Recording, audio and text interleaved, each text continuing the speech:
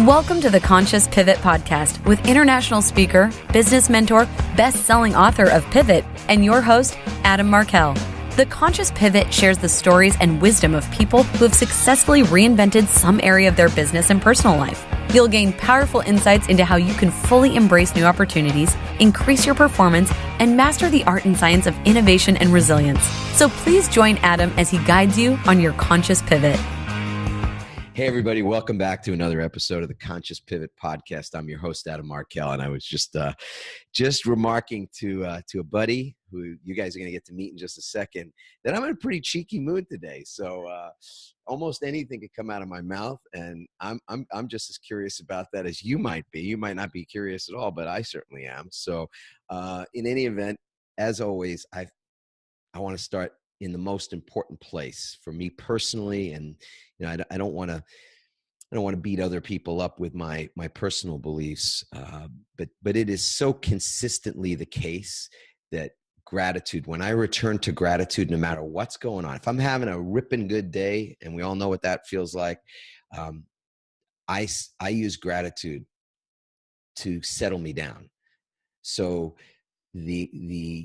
that exuberance is a wonderful thing, to feel that great energy, that the wind is at your back, it's a sunny day, things are going well, everybody loves you. You're getting along with your spouse, you're getting along with your kids, you can do no wrong.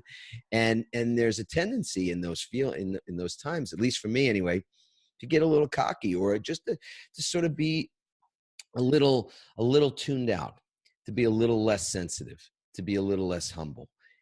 And so in those moments when I take some deep conscious breaths, I feel grateful for that awareness, so that I can settle back in and get back to a place of center, to a place of being level. We were actually making a joke about it right before we hit the record button, checking our levels, right? Checking our audio levels and all that kind of thing.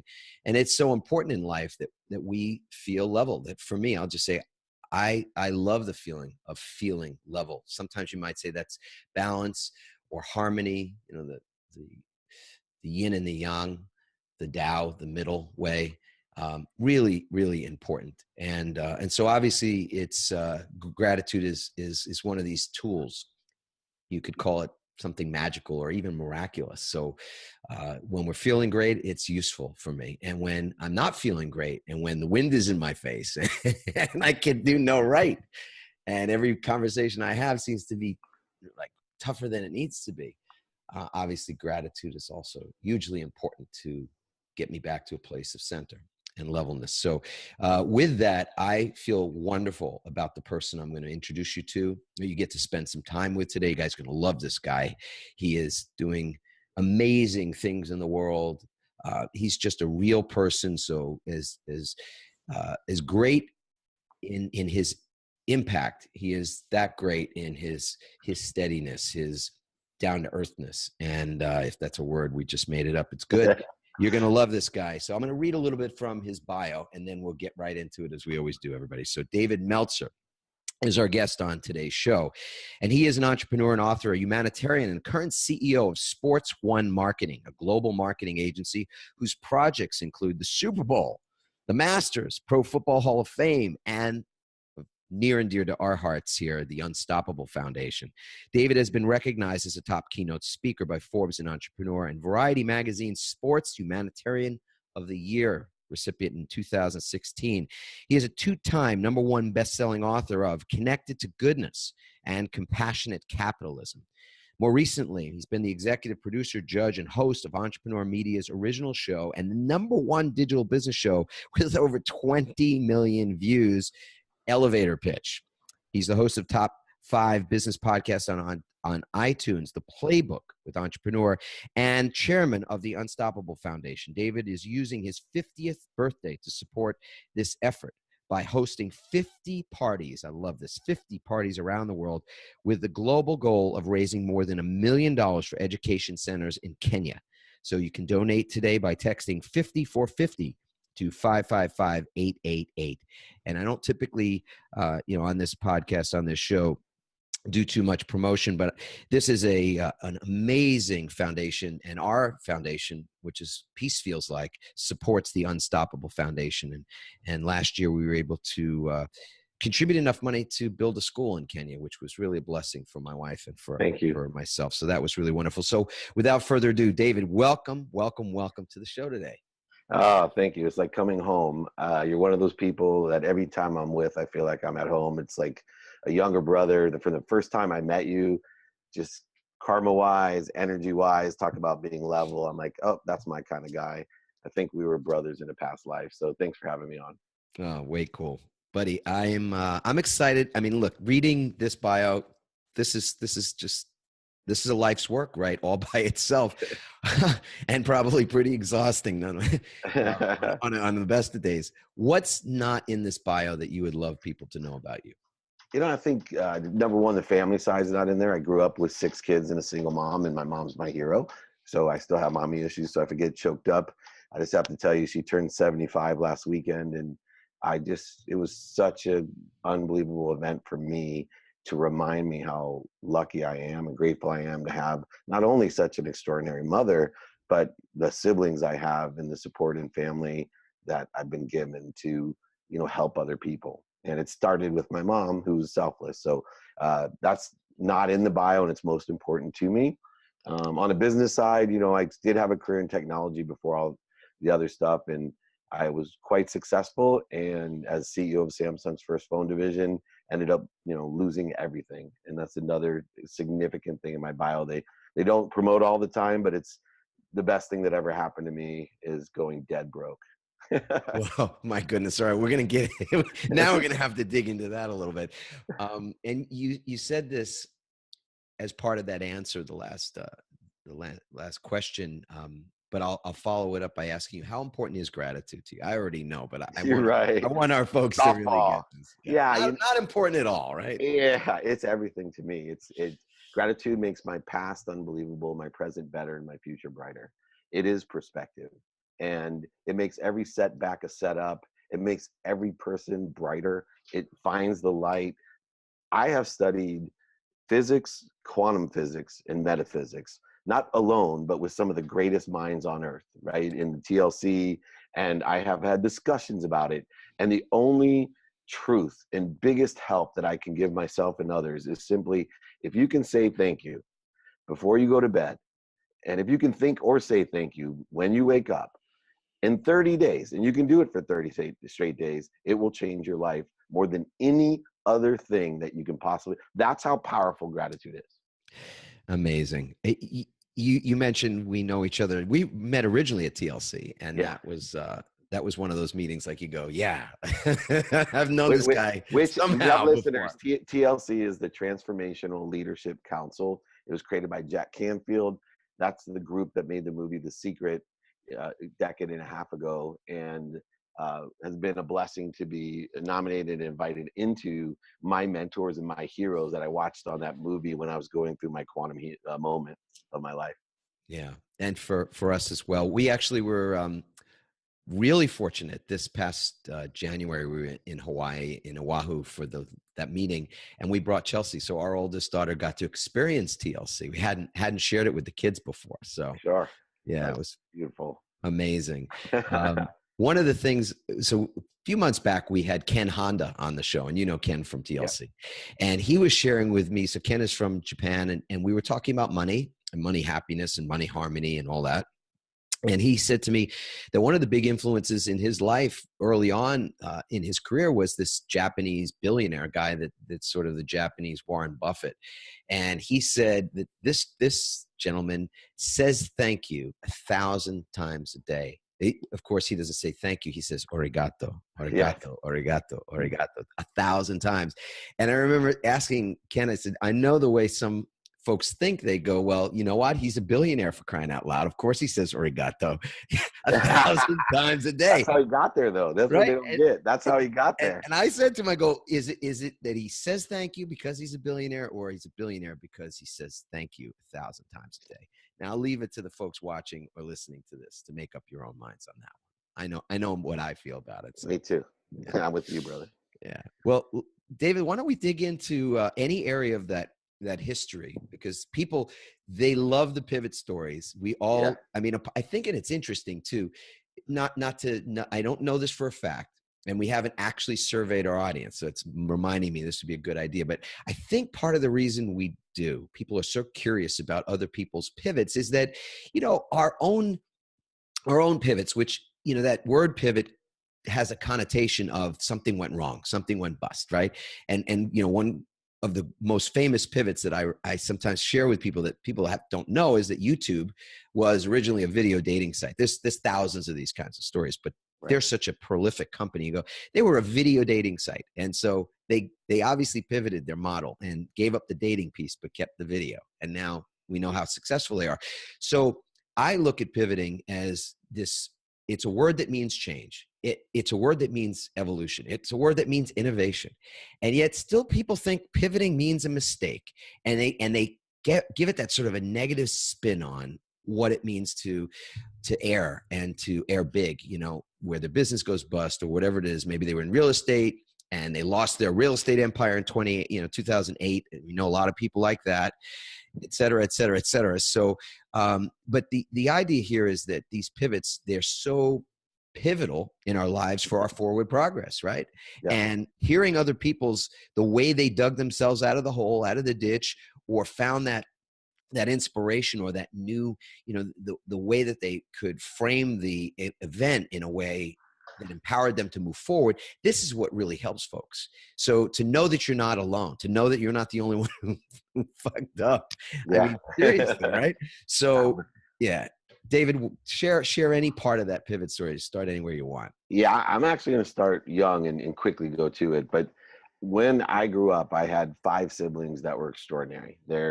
I always call them parent wet dreams. They loved to study, highly academic and intellectual. They all ended up in the Ivy Leagues with full scholarships, Harvard, Penn, Columbia. I had one personal goal as a little boy. My dad left when I was very young. He left when I was 5 years old. And I grew up really happy. 2-bedroom apartment, 5 boys, 1 girl, and a single mom who's a teacher. And we didn't have much, right? Sometimes we didn't have food. But the only time there was any, I think, appearance or awareness of unhappiness in my home was when I'd catch my mom crying because the car broke down, or the dishwasher didn't work, or she couldn't afford me to go to camp. And she was worried about how she was going to pay for college with all these bright children. And, and I took on this energy that, man, all I want to do is be rich, but not for myself. It wasn't like I needed a big house. I didn't have those dreams at all. I wanted to buy my mom a house, and I wanted to buy my mom a car. Like literally, that's how simple it was from the time I was 5 years old. And, I went through my pivots of, I wanted to be a professional football player, and I went to college on a scholarship to play football. And Christian Okoye ran me over, and I said, I better be a doctor. Then I went to visit my brother in residency and met him in a hospital and said, I hate hospitals. And he said, dude, you got to be more interested than interesting. I'm like, what do you mean hospital? I want to be a sports doctor or a pediatrician. He goes, no, you're an idiot. So I went to law school, right? Like every other nice Jewish boy. I go to law school. I'm going to be an oil and gas litigator. I go to Tulane, best maritime law school, civil and common law, right? And bam, I'm going to be rich, because when I graduate law school from Tulane, I studied really hard, top of my class. I had 2 job offers. One to be an oil and gas litigator, guaranteed to be rich. The other was to sell legal research online. There's a brand new thing in DOS called Westlaw. Yes. And so I went to my mom, my hero, my mentor, and I said, Mom, what should I do? Should I be this oil and gas litigator, or should I sell the internet? And she looked at me without blinking and said, Dave, you need to be a real lawyer, because this internet thing is a fad. Now, the reason I tell this story to that point is because it was the first time in my life I realized one thing. Just because somebody loves you, and I promise you probably get this, Adam, nobody loves me still today as much as my mom. 75 years old, question. right? 75 years old. And she'll lie in front of a bus for me. I get choked up just saying it again. But at that point, I decided that just because someone loves you doesn't mean they give you good advice. And what happens is, if we take the advice from people who love us but don't know what the heck they're talking about, we end up resenting them. And if I didn't take that internet job, I would have resented my mom, because I don't like being a lawyer. She made me take the bar. She thought the internet was a fad. I took the bar. I passed the bar. But within 9 months, Adam, I was a millionaire. Westlaw was big.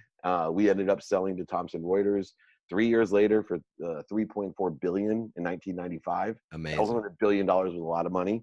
I was the youngest executive at Thomson That Reuters. was my first year out of law school.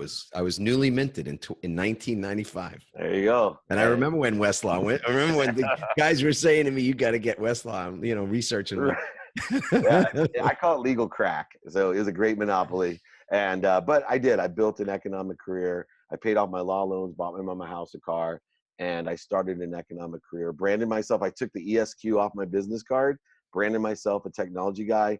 Built my career in the Silicon Valley till I was CEO of Samsung's first phone division. Multi-millionaire in my early 30s, and married my childhood dream girl. Now, I don't say sweetheart because we didn't date until I made a lot of money, but I asked her to go steady with me at 6th grade camp, and she said no, so I threw an egg at her. So it took years to redeem myself. But I ended up at that time, that's where the pivot happened.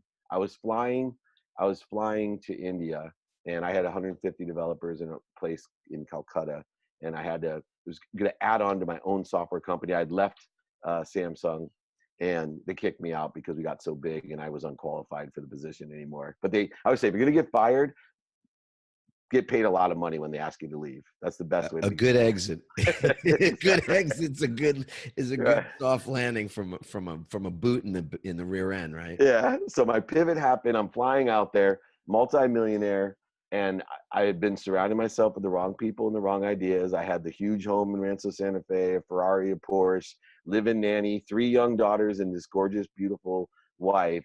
And this doctor was flying next to me, and she looked at me and she said, "Are you okay?" And it hit me, like my arrogant asshole self rolled my eyes back going, "Yeah, of course I'm okay. Do you know who I am?" Like literally, that's in my idiotic mind. So I said, "Yeah, I'm okay." And she said, "Wow." She goes, "Because you're so full of light, but you're blocking it." Now I really rolled my eyes at her. I'm like, "Oh no, this is gonna be a long flight, right?" I'm like, what do you mean I'm blocking my light?" She goes, "Do you meditate?" I'm like, "No, I don't meditate. I don't have time to meditate. Meditation would be nothing but a waste of time for me." Basically, I have everything I've ever dreamed of because I can do one thing. I can outwork you. And meditation's in the way of that. I can outwork you, and I've been successful outworking people my whole life. They've been smarter than me, stronger than me, faster than me. They've studied better than me, but I'm a mule. You can't outwork me. And she's like, "Oh," she goes, "It's too bad because I could teach you through meditation to vibrate faster." And I swear, I'm looking at her like, "Okay, what does that have to do with anything?" And then this is where the shocker came in. She said, "Do you know that you can only be aware of that which vibrates equal to or less than you?" Meaning the earth vibrates the slowest, animals, plants, humans, sound, light, thought. And then she said, "And do you know what vibrates the fastest?" I said, "No." She said, "The truth." When she said the truth, it went through me like a lightning bolt, and she caught my attention. She said, I go, "What does that have to do with meditation?" "I can teach you through theta healing, quantum healing, and theta meditation to increase not only the vibration of your cells, but the vibration of your mind and even your soul. And awareness would be the greatest gift I could give you, because it tells you whether to go left or right, whether to buy or sell, whether you're with the right people or not. All the things, awareness is the most powerful thing." And then she said, "Would you like to come to a workshop?" And I still, to this day, don't know why I said yes. And I got off that plane, called my wife. She actually Googled the woman because she thought at that stage in my life, the arrogant asshole I was, she wanted to see if this woman was a doctor, what she looked like, what the Dave Meltzer scam was. Because there was no way, my wife meditated, spiritual. There was no way I was staying in India. She's to go like, to, "That's not my husband." yeah, to a quantum healing workshop on theta meditation. Well, for 4 days, I spent in India and raised my awareness, learned about meditation, started practicing it. Now, here's the hard part. I came home and I still was surrounded with what I was doing. The wrong people, the wrong ideas, the wrong values. And I went on a slippery slope for 2 years while I was doing the right things. And at the same time, my wife approached me and basically said, "Look, I'm not happy. You're surrounding yourself with morons. I know you're going to the wrong places and doing the wrong things, and you're not paying attention. And I'm like, literally, it hit me like, how could you not be happy? I've given you all of this. So through this transformation, this pivot, I had over $100 million in real estate. I owned a golf course, a ski mountain, 33 homes alone in San Diego, alone, around the country, many more. And I made one really stupid mistake. I thought and always believed that if I had equity in properties, that I always could borrow against it. So I ended up, because I was a moron, because I was putting the wrong causes and energy out there and surrounding myself with the wrong people, I got into lawsuits. I had my ego in the way. I wanted to prove myself right. Went through all my liquidity thinking I had all this equity. Not only was my equity shrinking, right, 2007, but the banks basically said, sorry, you can't borrow against your equity. We'd rather take your property. And I ended up losing everything. I spent one day in bed depressed. That was it. My wife stayed with me, but I was already on the road. I sat there in bed. I was so low that one day I literally got down to the point that just said, you know what? If I can look up, I can get up. That's all I had. That's literally all I had, because I lost everything. And I was so afraid of, I wasn't afraid that I wasn't going to make it back. I was afraid of facing my wife and my mom. Like I literally couldn't look at them in shame. Right. And that was what really kept me in bed that day, was how was I going to sit in front of my mom and tell her that I could have given her half of all my wealth at one point and she never would have had to work again. And I had been dumb, like arrogant and stupid. And so this pivot, to me, I got out of bed that next day and I said, you know what? My direct thought is only towards being of service. I was, how was it 25, I was 25 years old, millionaire in 9 months. I didn't know anybody. I had law loans. I didn't know anything about business, and I became a millionaire. How was it now that I was 38 years old that I wasn't going to be able to make it all back faster? So now what I did is I said, I'm going to direct all my energy to being of service, creating a void for the universe to fill. And that doesn't mean sitting around high on my mom's couch, walking the streets of Calcutta, giving everything away. But I was going to provide value in everything I did. I wasn't going to take it. I was going to trust that if I provided value to you, Adam, to everyone I met, that they were going to give me what I wanted to manifest. And that was the pivot in my life. And I made more money faster and have continued to help more people. And my motto of my business is make more money, help more people, and have more fun, right? And it's a very simple philosophy that creates abundance. And it was the best thing that ever happened to me, was losing everything and giving me a fresh start. It's remarkable, as I'm listening to you, that it only, that you, one day, that the one day in bed was what it took for you. Because I mean, I think a lot of people listening to this probably would, as I am, going, man, that would knock somebody out for years, like forget days. And it could have, and easily so, right? But that day was, look, things can change in a second. So why not in a day, which has more than 1 second in it? Yeah, I say that, all it takes is a touch of favor. Yeah. Right. And it's your perspective, that gratitude, that brings the favor on you. And I have seen miracles happen. People, oh, I met this guy and this is what happened. Right. I know the universe brings, and we have to be open for it. And the only way to open up for the touches of favor is to be of service and create that void. Let the universe in.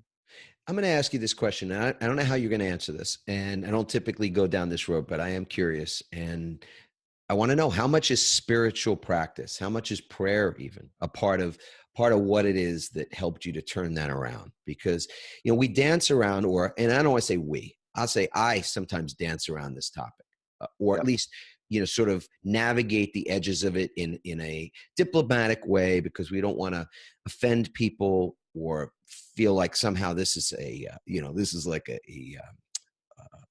cult or something, you start talking about religious things or things that people think are religious. Right. It get kind of wiggy, right? But you and I both, I think, know quite well that spiritual practice and being on a path is a big part of how it is we wake up every day and create from there. So I'm asking you. Yeah. So, and I'll use the word God, even though you don't. I wrote a book called Connected to Goodness, so you believe in what you want. But first, I wake up every day, 4 a.m., and I ask God to put 10 people in front of me I can help. That's my first prayer. Every day, may God put 10 people in front of me I can help. Because that, when you shift your paradigm of value and understand by being of service, it all comes. If you have true faith in the universe, true faith in the spirituality, that there is a mathematics of the universe, and it's not giving to get, right? Because that's not giving, that's trading. When you give with the expectation of getting, that's trading. I give unconditionally and I pray for it. Then I meditate for 20 minutes. And it goes back to what we started the show with, was the reason I meditate for 20 minutes is I find my center. And what I've learned is that once I know my center at the beginning of the day, anytime I go off center, I don't react, I go back to center. So the analogy that I was taught was, you know, those martial art experts that are surrounded by 12 guys, and it seems as if, how are they counteracting all of the 12 attacks all at once? And that martial art guy will tell you, I don't react. What I do better than anyone is I go back to center quicker than anyone. And that's how I'm able to keep balance and defend all the incoming things. The analogy I use is the reason I meditate in the morning. It's really good for the audience to hear this, is imagine a car on top of the hill in San Francisco. In the morning, that car, you can hold it up with one finger. I can hold the car at the top of the hill with one finger. The minute I let the car start rolling, the more momentum it has, the more energy it takes to stop the car. In fact, most people go the whole day and they don't get the car back to center, where you can just have one finger on it. And then they wonder when they come home into their 4 kids and their beautiful wives and the rest of the family, why they feel run over, right? Why they can't stop the car. And that's the momentum of the universe. So for me, meditation for those 20 minutes and having these spiritual thoughts, you know, I'm just an embodiment having a spiritual journey. And I believe that the human body works in a really miraculous way, that there's 10,000 new inputs you get a day. You have a cellular structure that has a memory. And so I have to control in a positive direction the 10,000 new thoughts I have every day, so that they change the 40,000 subconscious thoughts that create neural pathways in my mind. And if I can change the 40,000 with the positive energy, I actually can change my DNA. And not only does my DNA carry energy that attracts at the highest vibration, the highest awareness, but it comes from generations past. So I can break the effective habits of my dad, who was a compulsive gambler, right? Any diseases that may carry through my genetics. And better than that is my DNA will carry to who? The next generations. And my energy will attract exactly what I want without me thinking about it. I will tell you this, the reason I'm a multimillionaire again is because I carry an energy of abundance, of giving and being of service. I can go across the street, sit on that bus stop, and I'll do more business than anyone in my office that's now almost 100 people, right? I know that I will attract it to me. Someone will stop, ask me a question. I will be able to ask or attract exactly what I want, and I'll get to their dog's neighbor, husband's owner, dog walker, so-and-so, who's the CEO of a company, and I'll do a bigger deal than anyone in my office sitting on a bench. I know that. I know that because I practice a spirituality, a pragmatic spirituality. I love David Corbin, who we both know. Yes. Right, gave me a great line. He said, Dave Meltzer, I've never met anyone that can trust the universe as well as you, but still tie up his camels. Right? It's like, Dave, you live in this high vibration, spiritual, crazy, theoretical world, but you're really good at living at the pragmatic level of making a lot of money, helping a lot of people, and having fun. You're not stuck on, you know, so many people that are spiritual that he meets. It's like, God, they're so far in their own way for someone that's so connected. I live that life. Trust the universe, tie up your camels. Yeah. Tie up your camels. Camels. Sounds like Dave. Lock up your Ferrari, you know, whatever you want to do, right? Yeah. You trust the universe, lock up your Ferrari. No, that's perfect. Yeah, we'll get to, actually we had David on our show some time ago. You know, I'm gonna have to ask David to come back, but awesome. And I just saw him a couple of weeks back in Florida. What a good man. Yes. I want to come back to center. And I think for a lot of people, and I think it's really, really is important what you're talking about, something that's pragmatic in the spiritual realm.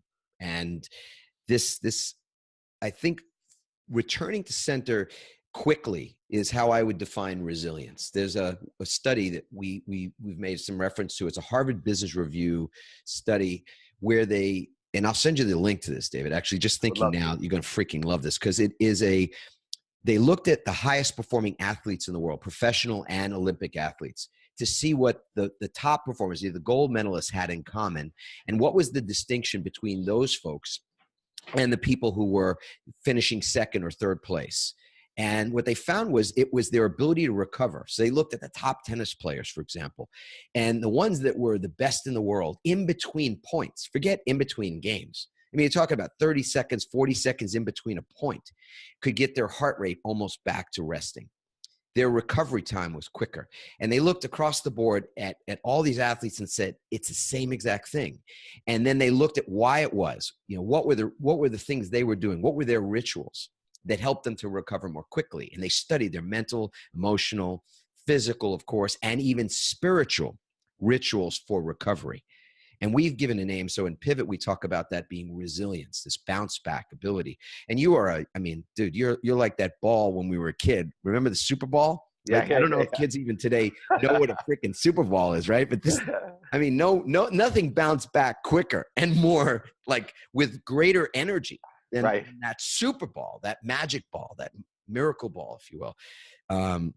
And so I think that's a really big deal to put names to things so people can understand what we're talking about here. Because this is about bounce back. This is about resilience. This is about then, and when we talk about going further on the bounce than where you were before, it has a lot to do with the energy that you're bringing to it, right? Because you're not going to sit on that park bench across the street from your office and go, woe is me, I can't believe I'm sitting out here waiting for the bus.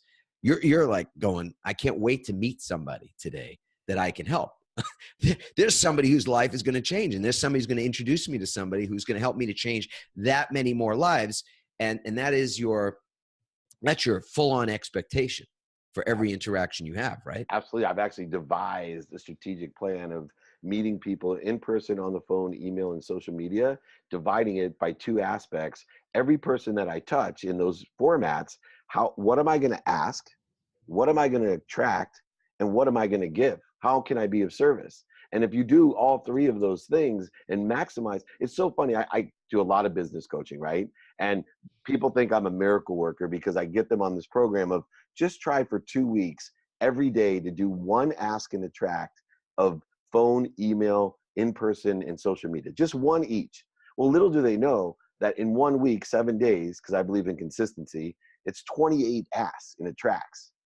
And in 2 weeks, it's 56.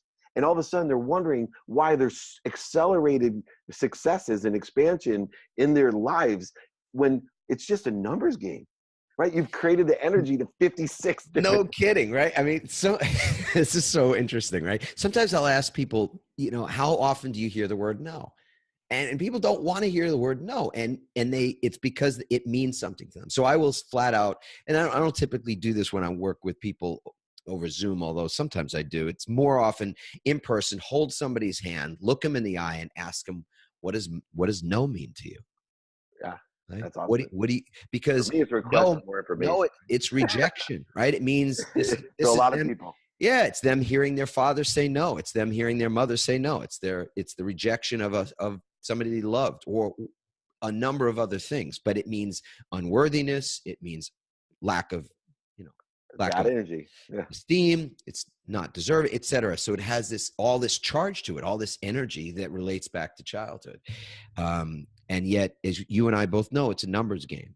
And this is a numbers game, and life is a numbers game. But it goes both ways too, because I want to point this out, Adam, is that people don't not only want to hear no, but they don't listen to no either. Right. And this is very important. I'm serious. Like I coach the Morgan Stanley guys, and I'm like, he's telling me, well, this lady I've been working with for 2 years, and first, her dog ate her homework. Next, she was sick. And he went on. I said, bro, I have a rule. I don't trust what people say. I trust the universe. So if someone gives me an excuse of any kind, and I don't care if it's a serious excuse, like, sorry, I got into a car accident and I'm not gonna be able to make your appointment. But they give me 3 excuses at any time during this period, I'm done. And then what I do is I say, look, unfortunately, I've been working with you, but I'm going to have to move on to a different opportunity. I only wish you the best of luck. And 50% of the people that I walk away with close right there. I take it away and it closes. I take away the resistance. The other were never going to do business with me anyway. And all I've done is saved a shitload of time because one, I'm not afraid to get the no, but two, I recognize the no for what it is. Yes. Right. Right. I'll take a quick no. I mean, we're getting into some fun things here with for people in business. I'll take a quick no over slow, agonizing, maybe no. Right. You know what that one's like. Yeah. Yeah. I mean, Yeah. This is not the equivalent of good foreplay. This is the worst. This is foreplay that leads no place. Yeah. So, it's the biggest blue balls of your life. It's awful.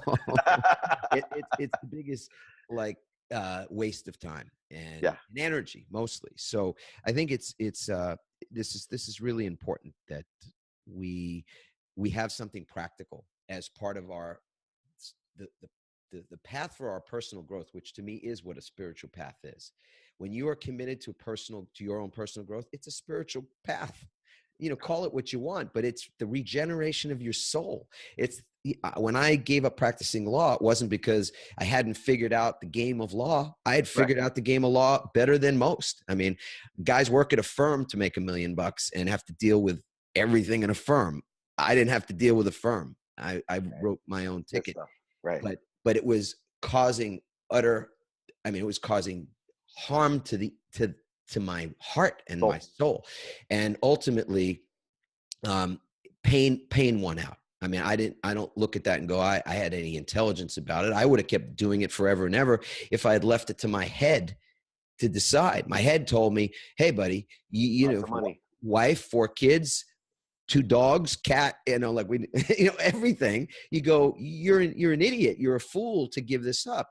But here's the thing too, and I was watching this documentary on Netflix. I don't know if you saw the Ram Dass documentary, but I recommend it. Everybody that has it.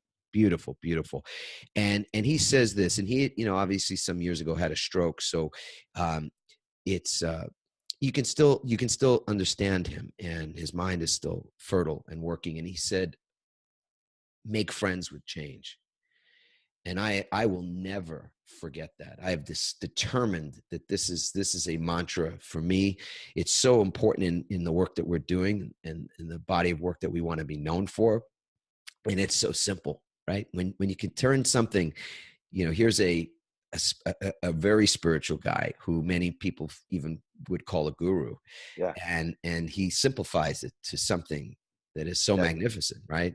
Jack Canfield make friends with change. Yeah, Jack Canfield said, be a baby with change. I said, Jack, what does that mean? He says, the only person that loves change is a baby. Yeah. Right? They change it. Right? So just be a baby about change. When it comes, just be relieved that, oh, thank goodness, a new diaper. That's right. Clean. Exactly. Clean. Exactly. Fresh start. Exactly. So be a baby about change. I love that when he told me. I was but it is. I've actually shifted my perspective. It's very difficult, but if you get to a point where when things are challenging or changing, that you can say thank you. Like before the actual unraveling or the setup comes, like just I'm hurrying, I'm late for my son's basketball practice. I got all this on my mind, and that red light comes, and the old Dave Meltzer is like, F bomb, right? And I'm there in the energy, and now I sit there and go, thank you, because this just is the way it's supposed to be, whatever this change that's happening. And sure enough, every other light after that turns green for me, or whatever is supposed to happen. And that perspective of when things get really challenging, I get so excited now and go, oh my God, something really good's happening. Something good, something bigger and better, because the universe is making me stronger and it's getting me ready for something bigger and better. Yeah. Wow. I want to tie up a couple of, I know there's an open loop. I want to close that loop, and then I'm going to ask you one final question as well. But you use the word setup, and so many people are upset on a regular basis. I've spent my life. I mean, the reason why I used to wake up when I was a lawyer and put my feet on the floor and feel dread was because, and I just only recently had this real awareness of it. I knew I would always describe it as I was unfulfilled and had plenty of money and all that, but success without fulfillment feels like failure, and that's how it feels, right? So there's no amount of money that makes that better for those of you that Amen. Yeah. Amen. Right. But now I also realize that I was angry so often that what I was really dreading when I was waking up in the dark and getting out before the kids were up and Randy was up, was that I was set up for another angry day. I was going to be upset that day and also set up. And the setup is what you're talking about. It's a setup for something to change. There's a setup.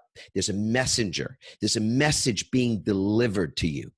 And in that moment when you want to lean on the horn, or as we used to do, you know, like getting into the Holland Tunnel, give somebody the old three finger the number salute, one. right? Yeah. So what a great opportunity. And to be aware, as you said earlier, when you're vibrating at a level of awareness, you see it, you feel it, you can, and then you're being guided by it. So the book that we're right now percolating and will be out soon is this move from being guarded, living a guarded life, to being living a guided life. Nice. And that is all about what you're talking about. Because for people to look at any two people and say, well, what's the difference between them? This guy's a billionaire and this guy's struggling and has nothing. And there's no difference. There's absolutely no difference. And don't tell me about IQ. Don't tell me about this one went to Harvard. This one had nothing. It's nothing to do with that. Right, David? Yeah, it's three worlds. Some people live in the world of not enough. Some people world in just enough. And those billionaires, and where I live, is a world of more than enough. And when you truly live in a world of more than enough, all of that comes to you. Yeah. If that's what you want. If that's what you want for your more than enough, lots of money. Yeah. There's more than enough of it. So to close this one other loop, thank you for that. I want to sit with that. That was beautiful the way you just tied that up. Yeah, enough. Yeah, live in a world of more than enough. Yeah. Hmm. The article, this Harvard Business Review article about resilience, took a look at those athletes and compared them to people in the business space. And what they found was that folks like us are working more than ever. And most people listening to this are probably can feel, you know, even just listening to a podcast, you might be feeling the stress of, well, I should be doing something else, or I could be doing something else that might be more productive. And we all know why we listen to these things, because to get one nugget, to get one thing that we can apply could create, you know, so much that we can't even predict. And most people are not making time for themselves, for their own self-care. So the resilience we're talking about, the bouncing back that athletes do, that the best athletes do, is because they have rituals for recovery. They have rituals for resilience. So I'm going to ask you as the final question, David, what are some of the rituals, or one ritual even, that you apply that helps you to be in that zone? Yeah. So for me, there's two rituals, just quickly. You know, number one, I believe in the enjoyment of the consistent, everyday, persistent, without quit, positive pursuit of my potential. And the ritual that comes into play is I always have three priorities. So I give them a minimum amount of minutes a day. And let me give you some examples. One of them, you saw me at TLC. I've lost 40 pounds, gained 11 pounds of muscle, right? Because I made my health, for a minimum of an hour a day, a priority. My health, a minimum, and I leave work. Even with my kids, I tell them, hey, I can't go do that with you because I have made a commitment to be healthy. So I'm going to be here a long time. I'm going to be productive for you. This is for you, but I'm not going to be with you. And I'm leaving work because me not where I'm at healthy, we all are going to lose money, right? And then I've taken it all the way to a little level where I had issues with my mom because I felt like she was reacting to the fact she wasn't feeling like I loved her or appreciated her. So she would ask for things and say things to me for me to prove my love and appreciation. So I said, I'm going to give her a minimum of a minute a day. And the objective is to make sure she knows every day, Mom, I love you and I appreciate it. Sometimes she's complaining to me and I'm watching the clock and it gets to a minute. I'm like, Mom, other line. I just wanted to call and tell you I love you so much and I appreciate you. And most importantly, I'm so happy. And I know as a dad that if my son or daughter called me and just told me how happy they were, that would be the best gift of appreciation, right? Because that's all you want, right? So I do that every day. My relationship with my mother has changed extraordinary. So that ritual of the consistent, persistent, positive pursuit of my potential, and have three of them every time. And then once they get in your subconscious, you go get a new one. Right. And there's other stuff during the day. The other thing is not to plug our dear friend, but I know it significantly changed my life, is I trace calligraphies at home. I have a 6-foot calligraphy from Master and Dr. Shaw that I trace for my family and to clear my karma and to download from a higher source. And I also trace calligraphies at the office. I have a 6-foot calligraphy. So we have, a global sports marketing agency, world renowned. Warren Moon's my partner. I ran the most notable sports agency in the world. And it's so fun to see Jim Brown's jersey, Troy Aikman jersey, Steve Young, and then a 6-foot calligraphy, and everybody going, "What's that?" Right? But Yep. those are the 2 rituals that I do personally that I think have significant change or pivot to my life. Yeah. And that resonates with me. We've got, I don't know. I haven't measured it, but I think it's 6 feet. I don't know. I just bought the frame, so I know the frame is. I know I'm not 6 feet. It's taller than me. We've got a big calligraphy hanging on the wall, right on the other side of this wall, actually. So yeah, from Master and Dr. Shaw, and we got to do a book together, which was really cool. Soul Over Matter. Really cool. Yeah, good stuff, buddy. So thank you so much for being on the show. And any final thoughts before I wrap up with our folks? I always give this final thought is be kind to your future self. It's a great awareness, but be kind to your future self and everything will turn out okay. Yeah, I am writing that down. That's a beautiful one. Talk about a tweetable there. Be kind to your future self. Beautiful. David, I want to say thank you for your time, for you being here today and sharing these pearls, beautiful things. I want to thank everybody who's tuned in. So all of you that are listening and those of you watching on YouTube as well, thank you so much for sharing your energy with us and for giving us your time. And hopefully this has been really valuable. And if it has, we always love to get your feedback. So either going to adammarkel.com/podcast and then leaving your review or your comments is great. You can make leave an iTunes review as well. We're going to have a sweepstakes with our iTunes review folks as well really soon. I'm going to announce that. Obviously, our Facebook group is here for you as well to support you. This community is growing leaps and bounds, this Pivot community. Start my Pivot community on Facebook. You can get there by going to pivotfb.com. Real simple shortcut to get to that spot. And as always, I want to leave you with something I think is really important, and that is a prayer. And for me, gratitude is a prayer. So when I think of gratitude, that's exactly how I think of it. And the prayer I have is that tomorrow, that you all, that David, you and your family and everybody watching, listening, all of us, that we get to wake up tomorrow. Because of course, there's no guarantee of that. I mean, we're awake now. Think about it. What are the odds? What were the odds that we would wake up today when so many people didn't? And tomorrow is no different. When we take that first breath, when we realize as we're waking, as our bodies are waking up, our minds are waking up, that we're taking that first conscious breath, there are people who will be taking their last breath. And there are babies being born in that very moment, taking their first breath of life. So it is a spiritual moment. It's a holy, sacred moment. And it's certainly something where in that moment, there's something to be grateful for. So regardless, it could be you're waking up tomorrow to some challenge. It could be that, it's the day you've got to move out of a house that you wanted to stay in. It could be the day that you're going to sign divorce papers. I mean, it could be almost anything. It could be a really incredible day, a joyful day, a blessed day. You don't know even what will unfold for the most part in that day, but we know one thing: you can start it off the right foot, as my grandmother would say. And with the first thoughts that you plant in the garden of your mind, let them be gratitude. Let them be a prayer for gratitude. And so 3 parts to this waking ritual. You wake up first, and I hope everybody's going to agree, yes, I'll do that tomorrow. And secondly, that you find something to be grateful for. I hope you'll say yes to that. And third, lastly, that you say these words, if you're willing, from the bed or when your feet hit the floor: I love my life. I love my life. I love my life. I hope and look forward to seeing all of you very, very soon. So just say thank you again, and ciao for now, everybody.